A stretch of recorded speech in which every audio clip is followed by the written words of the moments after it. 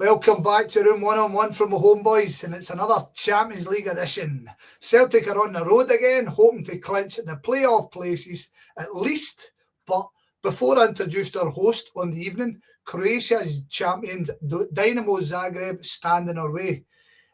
So let's have a wee look at our opponent first. Born on the 26th of April 1911, making them 113 years old, a Zagreb football club was established, named SSK Grandacki, translated as the first Croatian citizens club, using the city colours of blue as the main strip and the checks of Croatia for the badge. The club were a huge success, but a decree by the new communist authorities of Yugoslavia, the club was disbanded after the World War II. Only 3 days later, a new sports society was established, FD Dinamo, and the football side basically incorporated most of the foundations of Grandadski. Players, members, strips, colours, badge and nickname, and basically becoming a continuation of the previous club. The club, as of today, is officially known as Grandadski Nogometni Club Dinamo Zagreb. Dinamo Zagreb Citizens Football Club. So, Dinamo in all guises have been major name and serial winners, winning 5 titles in the Kingdom of Yugoslavia League, then only 4 titles in the SFR Yugoslavia. Since Croatia's independence, however, they have a total dominance. 25 league titles, 17 Croatia Cups, 8 Croatia Super Cups, all 3 a record for the country.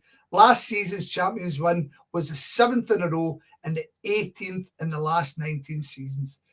The current stadium is the Stadio Maximia and currently holds 25,912, which you have watched any of highlights of late. You will notice a giant empty stand, the Eastern Stand, which is a capacity of 9,514, and that was deemed unsafe after the 2020 Zagreb earthquake and has since been closed. The club has attempted to redevelop the Maximia, and as of December 2023, it seems that land disputes have been resolved, allowing movement. So, it's with that, I am absolutely delighted to welcome Croatian football expert and football fan, Lovre Nikolic, to the show. Well, Lovre, how are you, pal? Yeah, I'm great, Scott. Thank you for the invite. Thanks for accepting the invite. Lovre, it's tradition on the show for new guests to kind of introduce us and tell us a wee bit about yourself. Tell us about the Twitter stuff and generally yourself. Yeah, so I mean, just 19, just started uni this year. Been doing the Twitter thing for 5 years now, 5.5. My God. Wow. Yeah. 14-year-old? Jeez. Yeah, 40-year-old, the 40-year-old me decided because I saw nobody was doing like Croatian football in depth on Twitter. Like there was Croatian soccer, but they're from America and they're not doing like the league. And I saw, Right. my 14-year-old self thought, yeah, I can do it. Where are you based? I am from Ploče, but right now I'm in Dubrovnik for uni. Dubrovnik for uni, yeah. Yeah. And what's your team? My team is Dinamo's rivals, Hajduk, who just beat them this Hajduk. weekend. I was at a Hajduk game. Well, we could call it a game, the European game where they exited Europe there just recently. I was at that game. It wasn't the best advert for the league. It wasn't. I almost went to that game as well. Thank God I didn't. We booked to come over. We were invited over by a friend, and we were going to. And he promised to split with this fantastic city, which he was totally correct. But we had a fantastic time. But we arrived on a Thursday, and we went to the game on a Thursday. And, it was so that was your first impression. This is what I'm going to say. So I'm here to be top, but a good result of the weekend. But we'll come back to the point anyway. So the next tradition, Lovre, is that we basically have a wee look back at last season. Now that I know you're not a Zagreb fan, we'll fly through this. But then I'll kind of just poke your knowledge on the situation, right? So, former Croatian international Liverpool defender Igor Biscan, who was appointed on the 5th of April, took the team into the last season and of course, as champions of the country, entered the Champions League at the second qualifying round. The season opened with a derby double in the Croatian Super Cup. A 1-0 win was enough to dispose of Hajduk, but a week later in the league opener, a 2-1 reverse would show Hajduk's own intent. A 0-0 draw with Gorica was overdramatic. So a poor start to the title defence, however, it would be in Europe, which would cause the early problems. After coming through the second qualifier with Aslat, 6-0 on aggregate, Dinamo drew Greek champions AEK of Athens. 2-1 home defeat was followed by a 2-2 draw. The Greek second goal come the 100th minute of the match, and Dinamo were out, and in turn, so was Biscan. Sacked on the 21st of August and replaced by former Rijeka coach Sergei Jirovic. Is that correct? Jakirovic. My apologies. Yeah. However, the team didn't experience a particularly long new manager bounce. 3-1 home win over Sparta Prague and then a 2-1 win over Rijeka in the league. Dynamo bounced out with a 4-1 battering in Prague, and that was them out of Europa and into the Conference League. We'll come back to that. Domestically in the league, at the turn of the year, you know this better than anyone, Hajduk were dreaming of titles as they sat 3 points at the top and 4 ahead of Dinamo. But a quite stunning Hajduk collapse and an even equal stunning Dinamo run of 18 games undefeated would see them win their 7th consecutive title. So the season finished once again with Dinamo on top, 36 games played, 25 games won, 7 drawn, 4 losses, 67 goals scored, 30 conceded, 37 GD, 82 points scored, 8 ahead of second place Rijeka. Am I saying that right? Is it Rijeka? Yeah, it's Rijeka. Yeah, you got that spot on. And the Croatian, at least I've got one right. And the Croatian Cup wins over Ponikiv, Onijek, Gorica, and a 1-0 semi-final win over Hajduk, set up a final against Rijeka, and a 3-1 win in May also took that title. So before we look at last year in the Europe, let's talk about the league, because there's definitely similarities last season to how just now sits.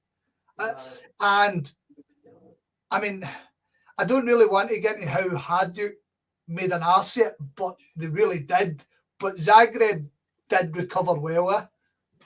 Yeah, so I mean, last season it's pretty much the same thing. Dinamo is now playing on 2 fronts. Meanwhile, everybody else is just playing the league, right? And the cup, and when the cup comes on, but the cup for now is still you're playing lower tier sides, so it's easy for the big sides to rest players and be fully fit every week. Well, Dinamo has to play Champions League, obviously, and they're going full front on both sides, and it's showing because they're 7 points behind, right? And against Hajduk, who's currently top of the league. But last season, as soon as they ended their European journey in the Conference League, when they lost to it was Real. They beat Real Betis. They lost to PAOK. Yeah, they lost to PAOK.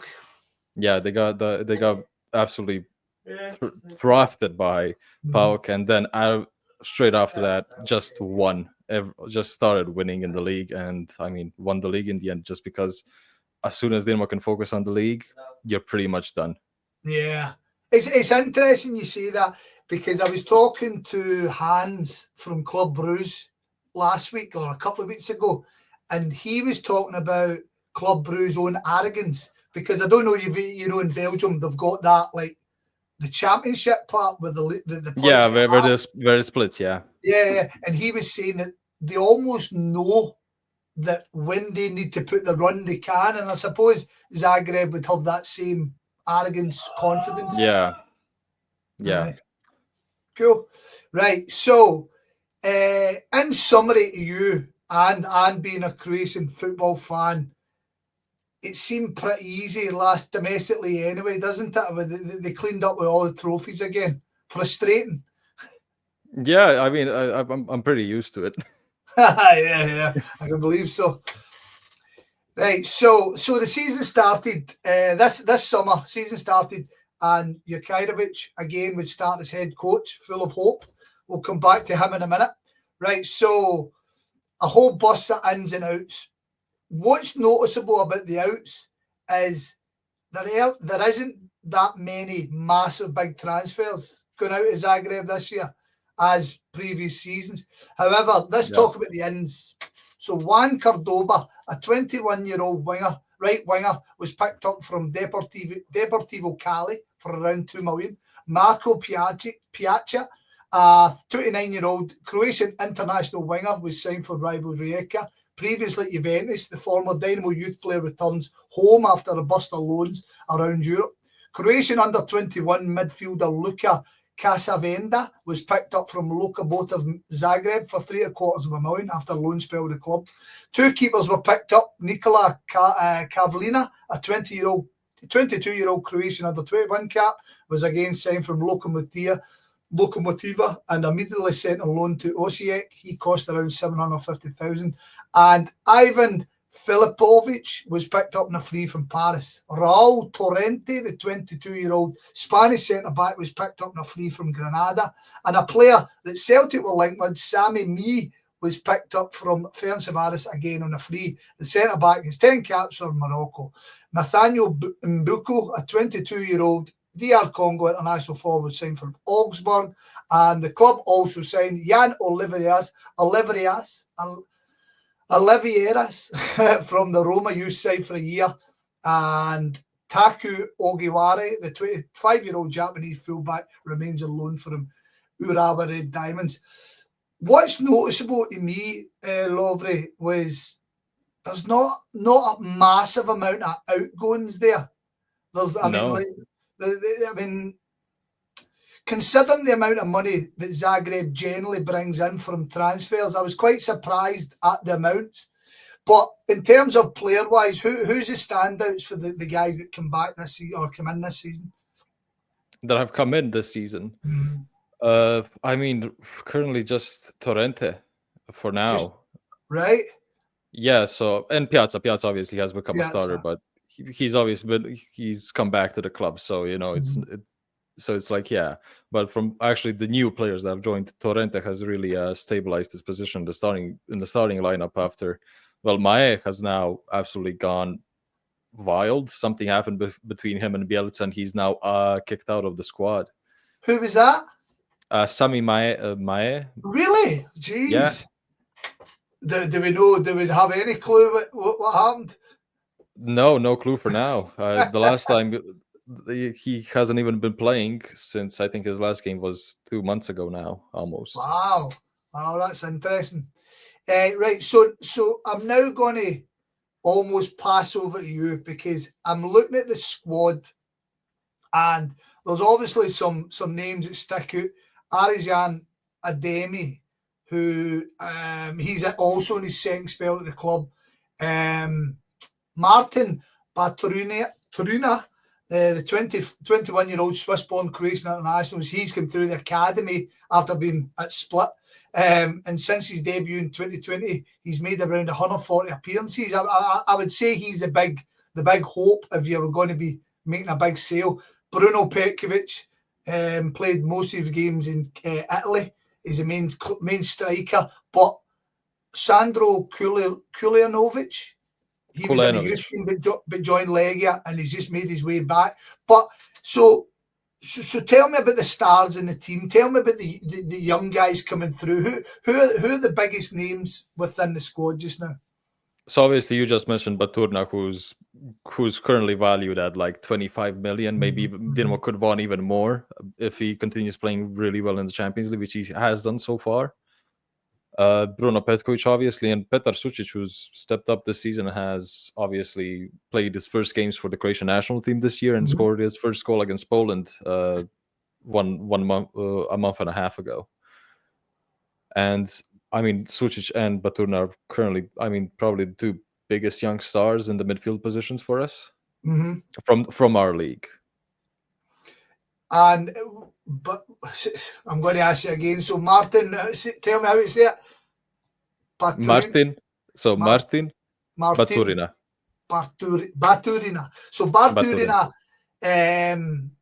So I've noticed when I was doing my research earlier, I noticed that he was often playing off the striker, and sometimes he's playing a lot deeper in midfield. So what kind of player is he?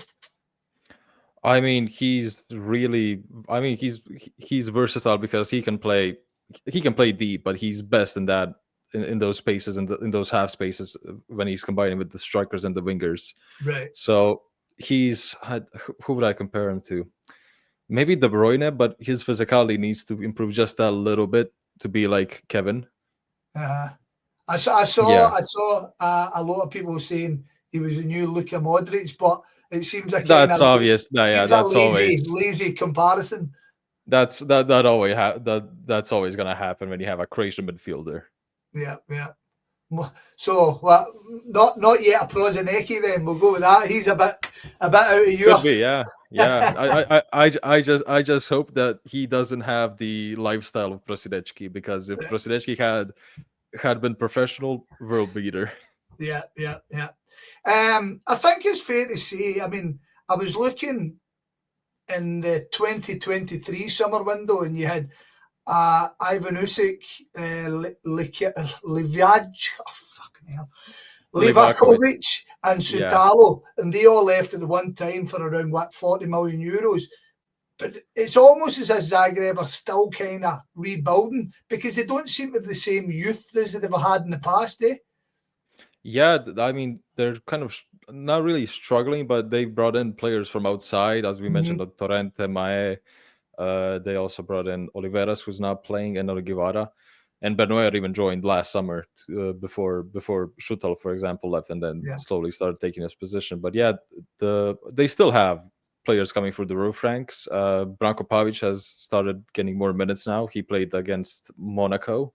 So he's kind of the next midfielder in line after like Sucic or Baturna gets sold. Right, okay. Very good, very good.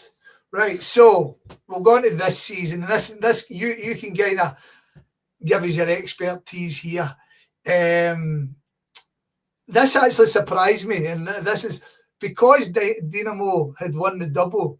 You don't do the Super Cup, so there's like second place doesn't play for it. I was quite surprised by that. I was away looking for it. So on the face of it, things look good to start with.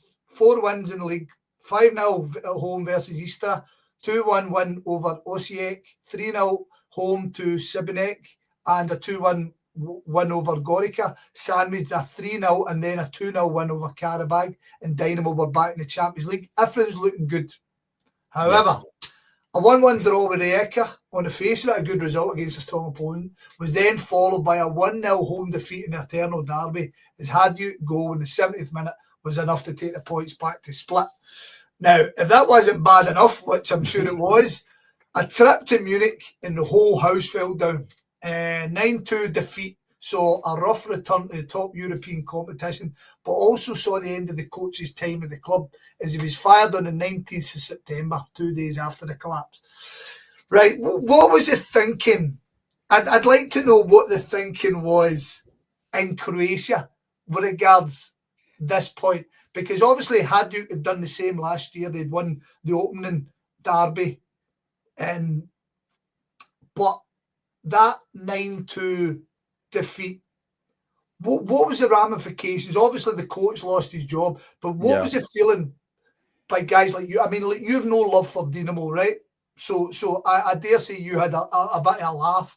However, as a Croatian football fan, it's not a good thing, is it? No. When I watch Dinamo in Europe, I'm like, yeah, if they win, I can be happy. If they lose, I could make some jokes to my Dinamo friends, you know. I could obviously use that, but obviously I'm always a fan of the Croatian clubs. So, and of our coefficient, because I want 5 of our teams in Europe. Yeah, of course. Obviously. So, but after that loss, first of all, just everybody shameful. Just didn't look the part. You didn't look like a team who deserves to be there. You can see 9 goals, but then again, you always got to remind yourself that Barcelona conceded 8. Yeah. You're not the only ones. It's not a one-time thing. Bayern does this every few years or so. So it wasn't really that. It wasn't as bad as it could have been. But yeah, I mean, the ramifications, obviously, Akirovic got sacked, and that they lost to Slam Belupo 2 days after. 4-1. Yeah, 4-1. That I think that was worse. That was worse Really? than the night. Yeah, that was worse, because in that game they created like 2 chances and that's it. and Right. Slaven just ran the field with them. Wow. I actually watched the highlights and that kind of sums it up. So, Nenad Belica? Bielica. Belica. God, Yeah, I'm the terrible at J. these names today. No, the J is always a problem for Yeah. English speakers when it comes to our names. So, a former Croatian midfielder has most recently been coach at Union Berlin in the Bundesliga, returned for a second spell as top man after a 2-year spell in 2018 when he won 2 leagues, a Croatian Cup and a Super Cup. So, it's fair to say the new man's kind of seen an upturn of results until recently. I'll fly through these, right? So you've got a cup win over Banjul, was followed up by a 5-1 home win over Lokomotiva, a 1-0 win over Varadazin, a 2-2 with Istra, 4-2 by Osijek, was followed by another good 4-0 win over Sibinek, 2 draws with Gorica and Rijeka. However, another eternal derby, this time in Split, and another 1-0 defeat. In the Champions League, the team has somewhat resuscitated its chances. A 2-2 draw with Monaco, then a good 2-0 win over Red Bull Salzburg, 4-1 win over Slovan Bratislava, led up to last week's 3-0 defeat by Borussia Dortmund at the Maximia. So in the league, Dynamo sit in third place. This, as you said, 15 games played, 7 wins, 4 draws, 4 lost, the same amount of losses as last season. 30 goals scored, 18 conceded, plus 12 GD, 25 points on board, 4 points behind second place Rijeka, and a further 3 behind leaders Hajduk, and 1 point ahead of Varadazin in fourth. In the cup, they're due to play NK Bijevova away in the round of 16. Right, Champions League, the team are currently sitting on 23rd. On 7 points, 2 wins, 2 defeats, and a draw. Same as Club Brugge in 22nd, but 2 goals off, and a point ahead of Real Madrid in 24th. Now, let's go on to what's going to happen next week. So, bearing in mind that Dinamo Zagreb have games with an away tie with Arsenal and then finish with a home tie against Milan, both in January. How are Dinamo Zagreb looking at this game next week? Game of the season. It's not just the game of the season for them, because I obviously mentioned before, when Dinamo ends their European journey and they're just focusing on the league, it's a game of the season for the league as well. It's a game of the season for Hajduk and Rijeka and everybody else in the league, because if Dinamo gets a win against Celtic, that's 10 points, and you're pretty much, I think, sure to go through playoffs. into the playoffs. I have 2 more games in February, and maybe even more, depending on who you play against. So, game of the season definitely for all sides in Croatia, because if Dinamo loses or even draws, because then you have 8 points and you might not make it out, it's probably going to be up to goal difference at that point. So if they go out, then it's pretty much it's not pretty much over for everybody else, because Dinamo is not, they can be beaten, but much tougher it's going to be much tougher for Hajduk and Rijeka to have a title fight when they're fighting just on the league side. So even with Dynamo being the kind of all-encompassing monster it really is, there is this kind of backward support for them so that they can keep fighting on the Champions League. That's mega interesting. That's really interesting. Right, so let's start.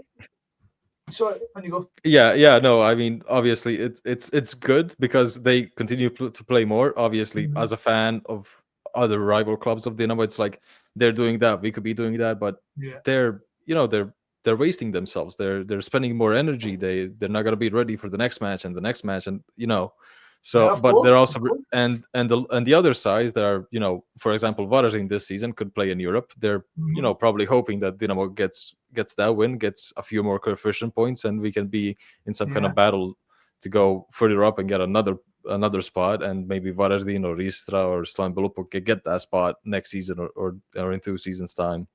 Yeah. No, I mean, I totally appreciate that. I mean, Scotland's in the exact same position. We're obviously higher up in the coefficient league, but next season we're losing.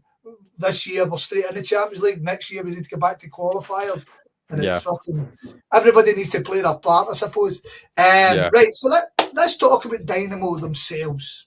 Right. So I have done my research, which is basically I've sat on their YouTube page and watched all their highlights.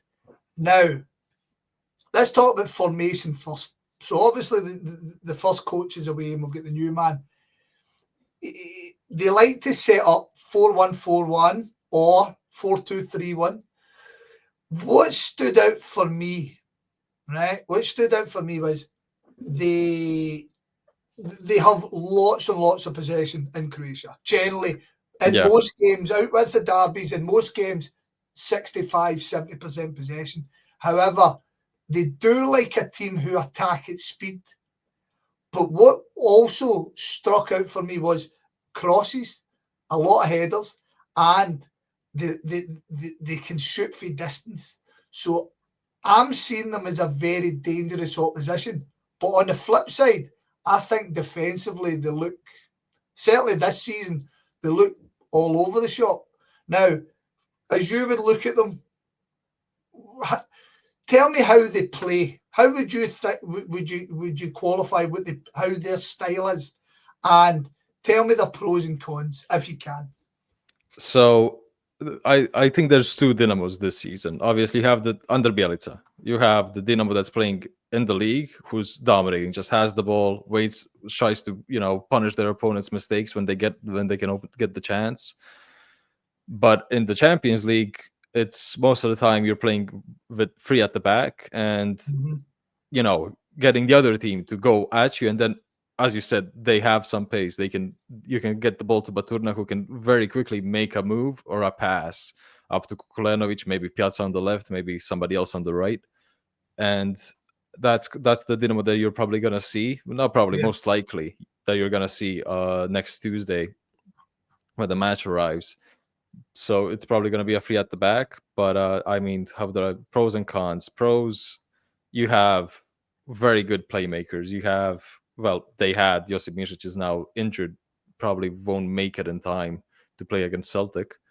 So, but you still have Petar Sucic, very good on the ball, can mm-hmm. find a pass. But Turna is also still recovering, so we'll see if he's going to be there on time against Celtic. Which the injury list is very big at Dinamo.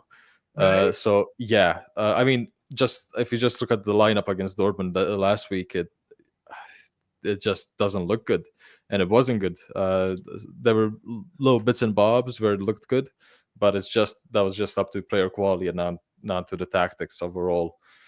Uh, they obviously didn't play with a striker last week against Dortmund, which obviously they tried to do something with Cacciavenda and Maturna playing like as two nines of sorts, false nines that drop in deep and try to get mm-hmm. some space in behind them, but didn't have the pace to do that with Stojkovic and Rog. But yeah, defensively, you did say, yeah, they're not doing well because the center back partnerships are changing a lot this season.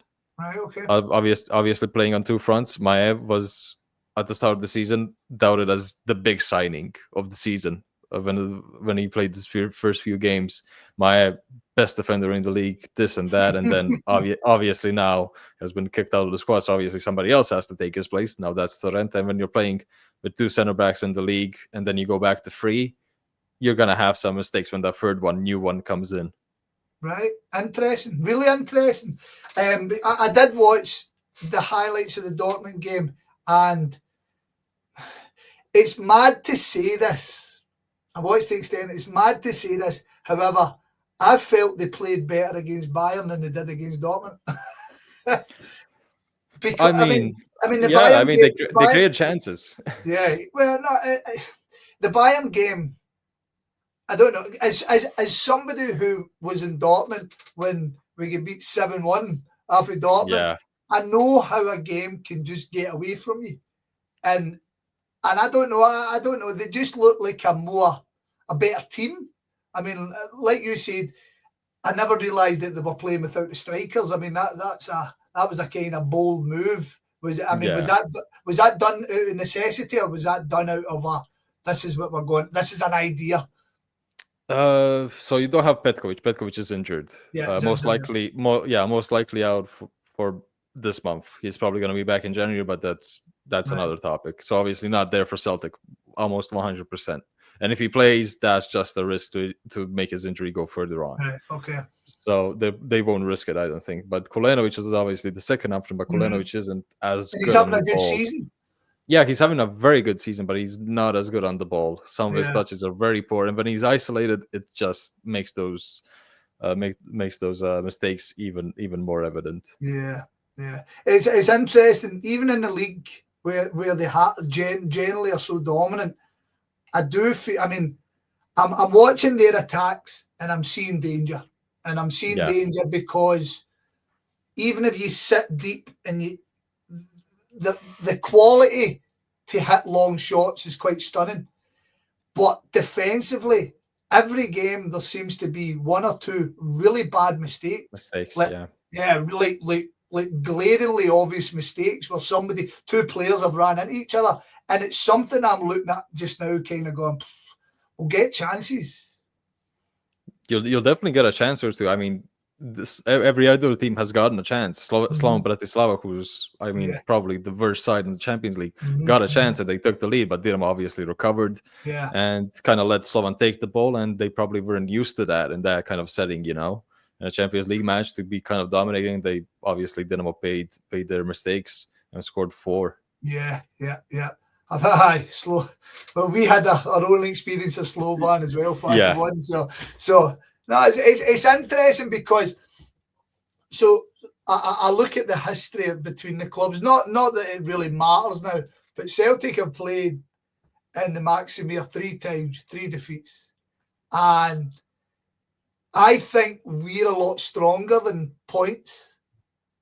And I'm looking just now and I'm thinking maybe we've got Zagreb at a decent time because of the injuries, because of the form. I mean, would you agree with that? Absolutely. You probably have the best chance to win the game, which obviously kind of pains me to say because I want to see Dinamo play in the knockout playoff and maybe face even Real Madrid or Man City, who's not having a great season as well. Yeah. But yeah, I mean, the injuries is just a big list. I mean, there's so many players missing. In the next game against Slaven Belupa on Friday, they're missing two furthermore players because Rog and Ristovski are banned. Suspended. Yeah, they're suspended. But then you don't have your main goalkeeper Nevistic, so you have to play Zagorac, who's 34, if I'm remembering correctly. No, 37. Oh my god, even older. But he's doing a good job. Yeah, so Zagorac is 37, but he's doing very good for a 37-year-old in goal. He's really fit, but you're obviously missing Nevistic in goal. You're missing Misic and Petkovic, and even now Sucic. So it's not looking good because Sucic has obviously gotten injured. So that midfield is really showing its cracks, and it showed against Hajduk this past weekend. Yeah, I watched the highlights. I think, unlike the first game away, I think Hajduk were good for the win. I mean, for everything I've seen, and that was good to see because generally when their defeats, and this season in Zagreb's defeats, generally they deserve them. It's not as if they've been unlucky, but they've obviously won the games they won. I mean, the game they played against Red Bull Salzburg get the man sent off and stuff like that, but they still looked the better team. They looked the more cohesive team. Whereas I don't know, they don't seem to have a lot of fight in them just now. Would that be right? I mean, when you're bad form, that's always gonna happen. Yeah. But at the same time, when you see what was the match? They beat RB Salzburg, I think, and then they 2-0. Lost. Yeah, they beat and then they lost to Osijek 4-2. And you can see in that match after the first 20-30 minutes that the players just probably weren't up to it. Yeah. Because obviously that win against Salzburg was Dinamo's first away win since '99 of the Champions League. Right. Yeah, jeez. So you go from that big performance, that big away win in the Champions League, and then you got to play Osijek in the league, and you're like, okay, let's play for 20-30 minutes, get something going. And Osijek did a really good job in that match. Dinamo was very good for the first half, but after that, Osijek just took control and beat them 4-2. I mean, I'm forgetting to even mention the Monaco the Monaco Yeah, game. They were 2-0 up. I mean, the weather looked horrendous, but I mean, to be 2-0 up, and then from what I two remember, mistakes. from whatever, two mistakes again. From what I remember about watching the highlights was Monaco attacked, and Dinamo were very good at counter attacking, and I do wonder how Celtic will play. But so coming back to the game next Tuesday, bearing in mind you've already suggested that you think they'll be going for 3 points. This is the one out of the 3 games left. Of course, this is the game. This is the one. This is a big one. How do you think they'll approach the game? Do you think it'll be a 3 at the back? Do you think it'll be a more attack line? Do you think it'll be an attacking performance from them? I think it will be a 3 at the back because you're missing very key opponents in the attack. Yeah. You're missing Petkovic. If Baturin doesn't play, then that's just, I don't know what's going to happen with the formations and the tactics, because you're going to miss Petkovic, Baturin. You're going to miss your main 2 attacking outlets. You're going to miss Petar Sučić, Mišić maybe even. So you're missing essentially the best midfield. You're gonna be missing it, because that midfield really holds everything together. Mišić gets the ball and just dictates the tempo. Sučić can make a run, can go up forward. He's an 8. He can do anything. He really, I mean, that goal against Monaco, wow. Yeah, and Baturin, I mean, I don't want to speak on Baturin anymore because it'll probably get boring because of how good he is. So yeah, if Baturin misses, I don't know what's gonna happen with the lineup. Cacciavenda and Stojkovic are very good players, but they haven't played for a long time. Cacciavenda suffered 2 ACLs back to back, right? And I mean, it's obviously gonna take time to recover. And this weekend he played against Hajduk in the internal derby, and he had some good spells, but everything in his end product just didn't look good. A cross, a try and make it some through pass just wasn't on it. Okay, right. So we're on the kind of home straight here. I'm going to put you on the line here. Right. Let's say that the guys that are doubtful will make it. Tell me what you think their formation will be. Tell me how do you think they'll go at it, and then tell me what do you think the score will be. So if Baturna makes it for the match, I think it's gonna be a 3 at the back, definitely. I think it's gonna be a 3-5-2 of sorts, something in maybe 5-3-2, however you want to look at it. Yeah. It's probably gonna be that. So, and the lineup is probably going to be. Do you want me to say the lineup that I think it's gonna play? Go for the lineup you think it'll be. So Zagorac in goal, Teofil on the right, Bernoer in the middle, probably So if Dinamo doesn't play a 3 at the back, Bernoer could play as a 6. Right. Which I don't really like. I liked it when they play against Hajduk this weekend. I saw Bernoer at the 6. I liked it when I saw that, but speaking of against Celtic, I wouldn't like to see that again. So if that happens, Bernoer is probably going to be at as a 6, replacing Mišić and Sučić. Torrente is going to be on the left. Ristovski is going to be on the right. And he's going to be fresh off because he's obviously suspended for Friday's match. So he's going to be completely fit for Celtic. On the left, see Ogivara. If Ogivara plays, you're going to get a chance down the right-hand side. He's really poor defensively if he plays, but I think Bielitsa will play Pierre Gabriel, a right back, but he's been playing on the left because Ogivara just isn't that good. And then the midfield, Baturna, if he makes it, he's gonna play as a 10. And then in behind them, who could be Cacciavenda, definitely, and maybe Bielsa still gives a chance to Branko Pavic because he is anything that could resemble like something of Mišić or Sučić. Right. Okay. And then I hope Kolenovic plays. He's just in form, so if you can get him one chance, he'll probably put it away. He's also. I mean, I noticed he's pretty deadly on his head as well. I mean, that's what I was. I was very impressed with him, considering before I'd done this. I'd never heard of him. I'm very impressed. I think he's a good player. So, and then I throw it to you. What do you think the score will be? Oof. If Paturna plays, I hope that Dinamo can get it done. So I'm gonna obviously, whenever I do this, I give one from the heart, one from the head. Yeah. So subjectively looking, I think Dinamo could win it 2-1 if Paturna plays, and everything just needs to click on that day because it's the game of the season, and the players will definitely. You're gonna be fired up. You have a chance to play a knockout game in the Champions League. Everybody's gonna be fired up, every single player and the fans. But if they, it's hard to see because all of the injuries. Petkovic is missing, Misic is missing, Susic is missing, Nevestic is missing a goal. And mistakes, as we have said, just seem to happen for them, and everything just seems to be going downhill in the last few weeks. 2-0 Celtic. Oh, I'd love it. I'd love it.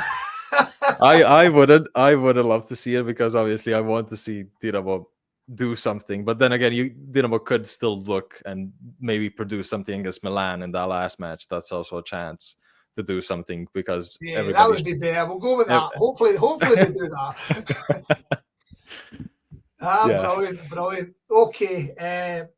Lovely, Nicholas, thank you very much for your time. It's been excellent speaking to you. You've given me a lot of knowledge that I didn't have beforehand. Before we let you go, if anybody chooses to follow you on social media, where can they find you? You can find me on Twitter. I'm mainly just on Twitter with the Croatian football stuff. My private, I don't really post on my private accounts. No. I think we spoke about my private account.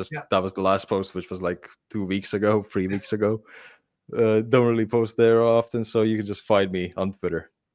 What's the handle? At Croatia Footy. Brilliant.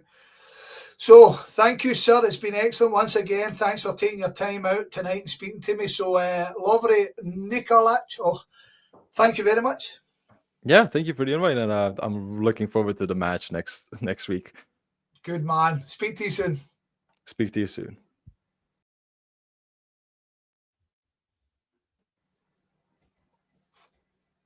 Yeah.